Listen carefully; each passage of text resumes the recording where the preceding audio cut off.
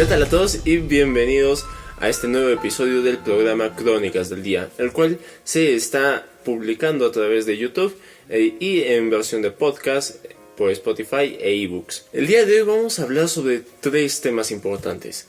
En primer lugar vamos a hablar sobre un tratamiento que se está realizando en China en contra del coronavirus, resultando el más eficaz que se tiene hasta el momento. No es una cura y un virus no tiene una cura, pero sí un tratamiento para aliviar los síntomas y que las personas se puedan recuperar. En segundo lugar vamos a hablar del proyecto de ley del Congreso, ya que está teniendo muchísima relevancia, al menos en el estado peruano, donde ya la ministra se pronunció que dijo que podría causar una crisis económica en el país. En tercer lugar vamos a hablar sobre la educación, una estrategia que fue iniciada por el presidente Vizcarra y acompañado del ministro de Educación, donde están tratando de modernizar el sistema de educación, y es algo bastante positivo, y obviamente vamos a comentar y dar opiniones sobre esta estrategia que se está realizando. Para comenzar vamos a hablar sobre el plasma y qué es lo que es y en qué consiste el tratamiento, en simples palabras para que todos podamos entender.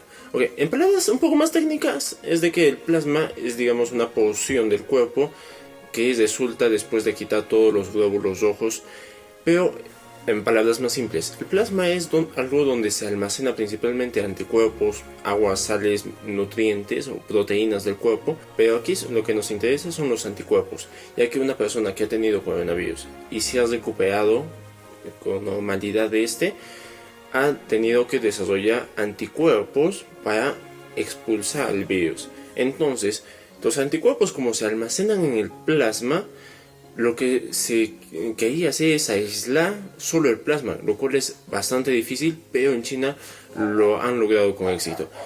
Entonces, como el aislamiento del plasma ha sido un éxito, es el primer paso para crear una vacuna. Pero ahora mismo se puede hacer un tratamiento. ¿Cuál es?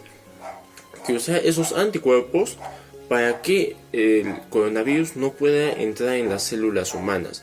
Es el mejor tratamiento que podría existir a corto plazo. Actualmente solo tenemos un tratamiento que es que el coronavirus no entre en la célula.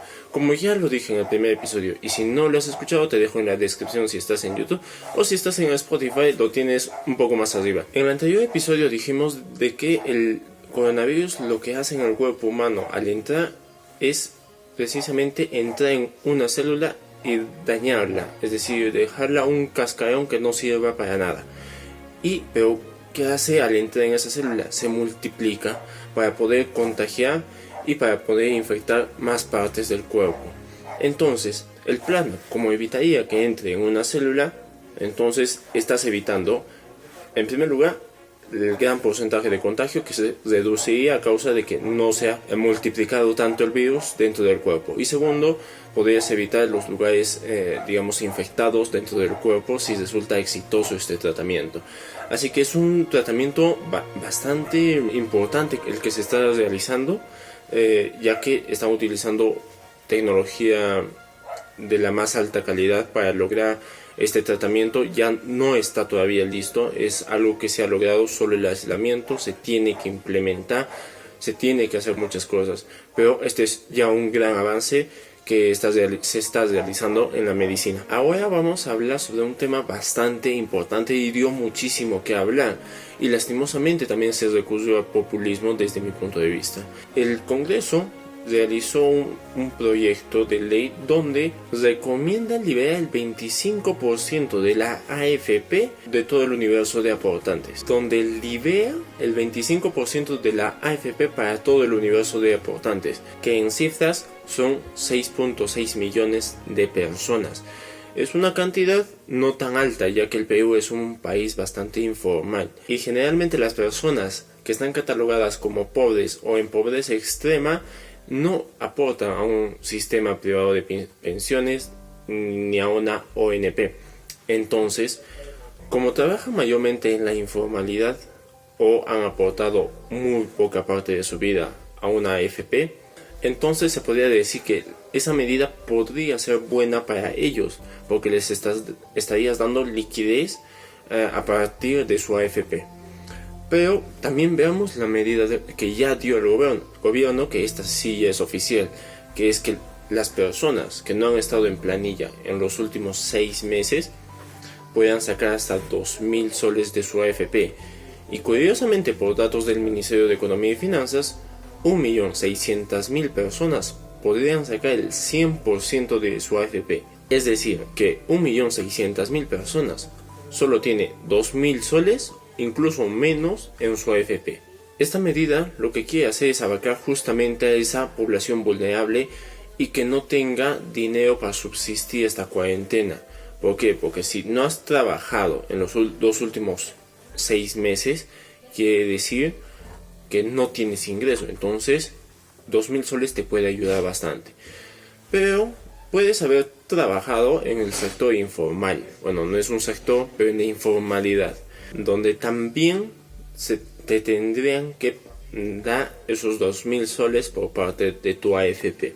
Obviamente, para una persona que tiene ahorros, tiene, digamos, la solvencia suficiente para subsistir esta cuarentena, aunque sea de la peor manera, pero la puede subsistir, entonces no es necesario que saquen dinero de su AFP. Como ya dije en el anterior episodio, al sacar dinero de tu AFP estás perdiendo dinero. Entonces estarías perdiendo, así saques 2.000 soles o así saques el 25%. Estarías perdiendo tu dinero. Vamos a ponerlo un ejemplo. Una persona quiere liquidez. Y para obtener esa liquidez, ese dinero, en otras palabras, quiere vender su casa. Pero como estamos en crisis, no lo va a vender a un precio normal de mercado. Lo va a vender a precio de crisis. Es decir, a un precio bajo. No sé, tu casa costaba 100.000 soles. Es una suposición. Ahora ya no va a costar 100.000. Ahora a ti te van a ofrecer, yo máximo te ofrezco 60.000 por esa casa. Máximo te ofrezco 70.000. Estás perdiendo 30.000 soles. Es bastante dinero. Entonces, esto es un poco para... Y ya lo hemos dicho en el anterior episodio y lo hemos explicado, yo creo que de mejor manera, donde estarías perdiendo. Pero hay personas que están, digamos, que no pueden subsistir esta cuarentena y que esos 2.000 soles sí les va a ser de gran ayuda. Ahora, ¿qué pasa con el proyecto de ley que dio el legislativo, el Congreso, que es sacar el 25% de la AFP?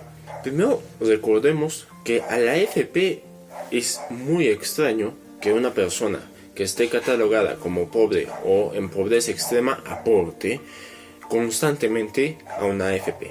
Porque eso quiere decir que tiene un trabajo estable y que tiene recursos para afrontar esta crisis. La imagen de una persona que aporta a la AFP suele ser de clase media, de clase alta, donde generalmente tienen recursos para afrontar esta crisis.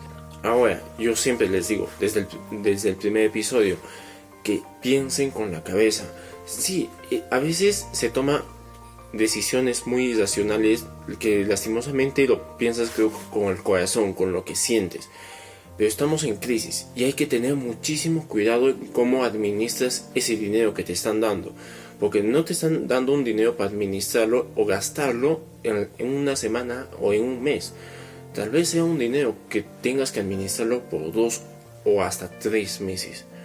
No digo que la cuarentena va a durar tanto, sino que la normalización de las actividades va a tardar un proceso. Entonces se tiene que administrar de manera correcta ese dinero para, digamos, para poder afrontar de manera correcta esta crisis económica y sanitaria que está viviendo el Estado peruano. Entonces vamos a centrarnos en 2 puntos que para mí son garrafales en el proyecto del Congreso. Uno, que las personas que podrían ser beneficiadas con ese 25% son personas que no es necesario, o sea, tienen suficiente liquidez para subsistir esta cuarentena y no es necesario que saquen ese dinero.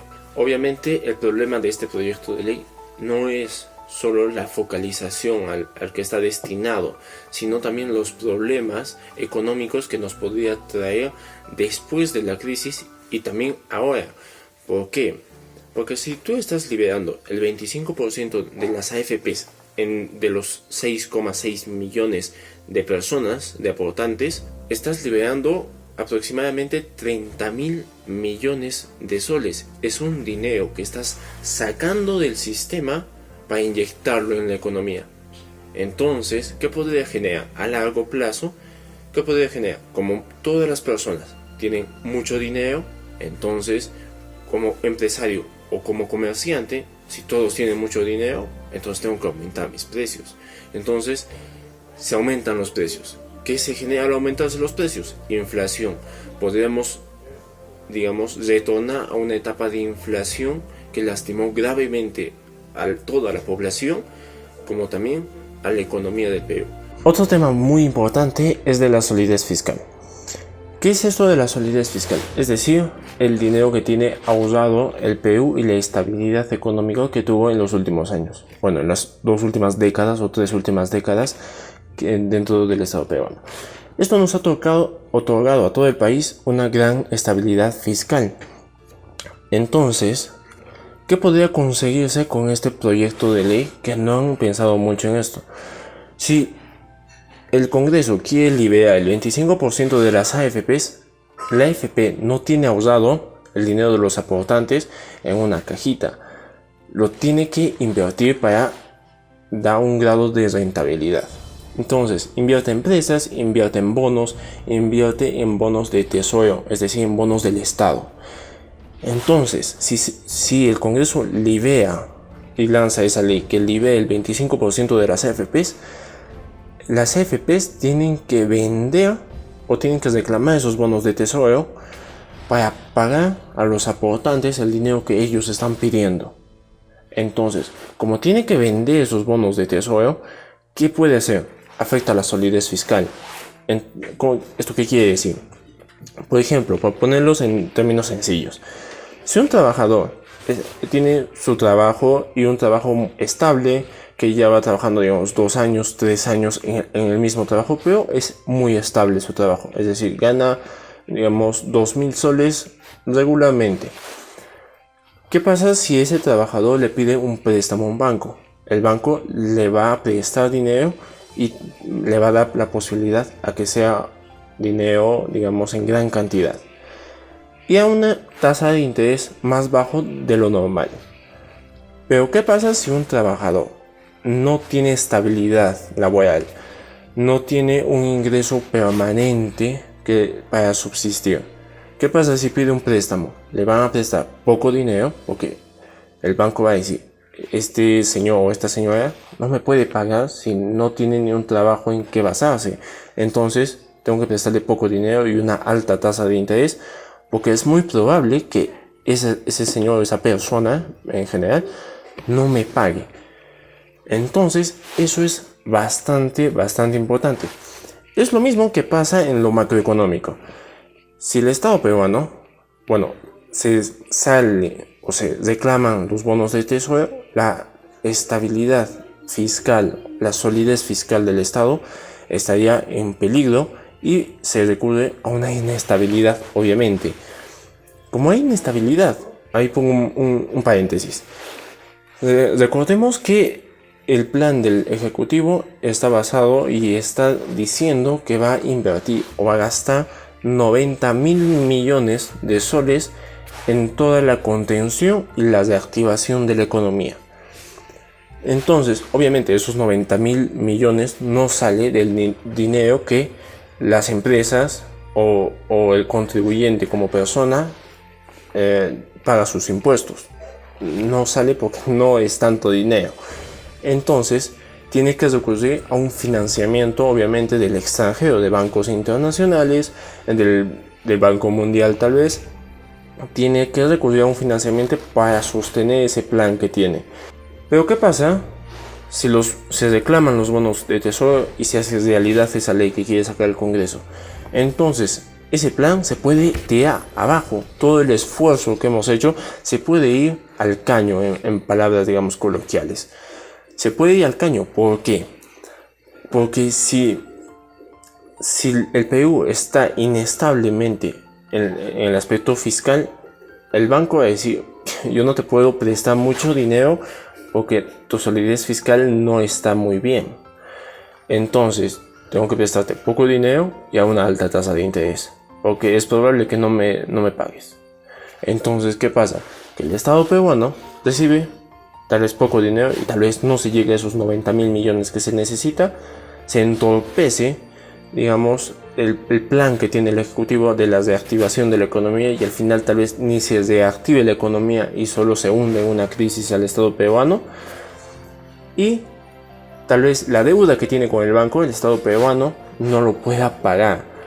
Entonces es bastante grave la situación en la que nos podría llegar a poner ese proyecto de ley. No es algo a tomar a la ligera, no es algo, sí, yo quiero el 25% de mi AFP porque yo odio las AFPs, no las quiero. No es así de simple, también se tiene que pensar en toda la ciudadanía y en toda la población y en todos los aportantes de la AFP. Entonces, ¿qué es la mejor manera? Sí, obviamente, no creo que nadie diga que las AFPs o todo el sistema de pensiones funcione bien, no creo que nadie diga algo así. ¿Por qué? Porque si a una persona jubilada, la AFP le paga un dinero que no sea ni suficiente para que pueda subsistir esa persona, quiere decir que algo no está bien. Entonces, todo el sistema de pensiones no está bien, y eso mayormente se da a conocer con la gran informalidad que hay en el Estado peruano. Y obviamente se tiene que reformar, pero la manera de reformar no es sacar el 25% de tu AFP, porque estás afectando no solo a la economía en general, estás afectando a los aportantes y a toda la ciudadanía. Entonces, obviamente se tiene que reformar, y el día de ayer ya lo dijo el presidente, que piensa reformarlo y piensa ver el tema de las AFPs. Y como dije en el anterior video, en el anterior episodio de este programa Crónicas del Día, no es el mejor momento para reformar el tema de las AFPs. ¿Por qué? Porque estamos en media crisis y el dinero que se tiene ahí de todos los aportantes es menor. Todos los aportantes, así no haya sacado nada de tu dinero. Por ejemplo, una persona, yo no saqué nada porque no quiero afectar mi fondo, yo quiero que esté intacto porque quiero algo de dinero, al menos cuando yo esté de viejo. Entonces, igual va a ser afectado. ¿Por qué? Porque la AFP tiene que pagar el grado de pérdida que se tuvo con las personas que, digamos, que han sacado su dinero. Tiene que pagar ese grado de pérdida que hay. Entonces puede conllevar algo bastante grave y bastante grande, el caos que se podría generar. Siempre hay que pensar con la cabeza, ¿ok? Obviamente es fácil, yo odio las AFPs y yo quiero sacar todo mi dinero. Sí, pero esa no es la manera de una reforma de las AFPs. No se reforma las AFPs sacando su dinero de ahí, se reforma con leyes y con voluntad política, tanto del Ejecutivo como del Legislativo. El Ejecutivo ya dijo que tiene la voluntad de reformar las AFPs, y espero que la respuesta del Legislativo sea una respuesta afirmativa y también de voluntad y cooperación con el Ejecutivo. Espero, porque este Legislativo no está empezando con el mejor pie en esta época. Muchas personas, y tanto como yo, que se preguntan de que ¿por qué hay un Congreso? O sea, ¿para qué está? Porque hasta ahora no he hecho algo que diga qué bien que el Congreso haya esto. Y en verdad sería genial que se diga qué bien que el Congreso haya hecho esto. Entonces, que ayude al crecimiento, que ayude al plan que ya tiene el Ejecutivo. Si ya el Ejecutivo ya tiene un plan, al Legislativo le está facilitando las cosas, porque ya no tiene que pensar en un plan. Entonces, como ya tiene un plan, el Ejecutivo, el Legislativo lo único que tiene que hacer es apoyarse también en ese plan y los dos sostener todo el plan. Pero en vez de eso, el Legislativo no está haciendo eso.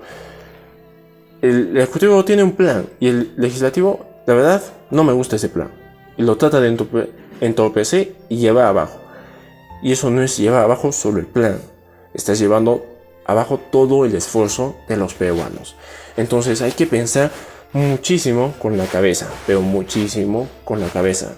Por favor, con el sentimiento puedes decir cosas que pueden afectar a la economía, a la sociedad, a la salud, a la educación, pero siempre hay que pensar con la cabeza. Ahora, el tercer punto del que vamos a hablar es de la educación y de la estrategia ambiciosa que quiere realizar el Ejecutivo para modernizar el tema de la educación. la modernización es un tema bastante importante y que se dejó de lado por bastante años en el Estado peruano. Por datos del INEI se sabe que a 2018 un poco más del 50% de la población solo tiene acceso a Internet. Y para el 2020 esta cifra no creo que haya crecido más del 10%, es decir, un 60% aproximadamente tiene acceso a Internet. Entonces, hacer una educación virtual en esta cuarentena no es la mejor solución, porque estás dejando de lado a 40% de niños, de estudiantes en todo el estado peruano. Lo que plantea el Ejecutivo es hacer una educación remota. ¿Qué quiere decir esto? Que se va a apoyar obviamente en una educación virtual, porque ya estás abarcando a un 60%. Pero ¿qué vas a hacer con ese 40%? Lo que está pensando hacer el Ejecutivo es que con el 40% puedes ayudarles o puedes apoyar con los medios de comunicación, especialmente los medios de comunicación del Estado peruano, es decir, TV Perú y Radio Nacional. Entonces, son medidas que puede abarcar casi a toda la población, pero hay también un porcentaje que no tiene televisión en casa. ¿Qué puedes hacer con ellos?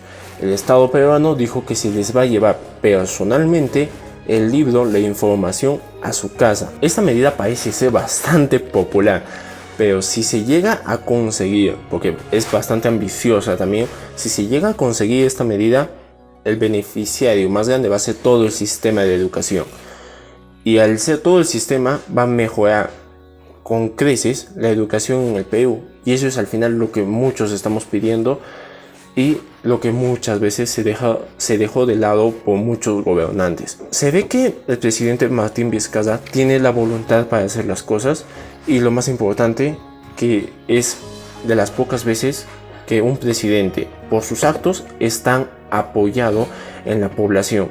Y obviamente no queda otra cosa que apoyar esta medida que está dando el Estado, porque si de lograrlo puede favorecer muchísimo a toda la educación peruana. Y este es un bonus, por así decirlo, que vamos a hablar, porque el día de ayer el presidente también habló de la medida que solo los lunes, miércoles y viernes salen los varones, y los martes, jueves y sábado salen solo las mujeres. Pero también se refirió a algo bastante importante y desde mi punto de vista histórico. ¿Por qué? El tema de la comunidad LGTB es bastante importante, porque se dejó de lado en muchísimos gobiernos e incluso ni se quiso tocar ese tema por miedo a que dijeran todos los demás. Tiene que tomar en cuenta a cada parte de su población, no se puede dejar de lado a nadie. Entonces esto obviamente es algo bastante importante, porque el presidente dijo que su gobierno es inclusivo, y obviamente en términos fáciles, las personas a las que se refirió son las personas trans. Las personas trans obviamente son personas que tal vez han nacido como varón, pero sienten que han nacido en un cuerpo equivocado, es decir, y se hacen generalmente operaciones para hacerse mujer.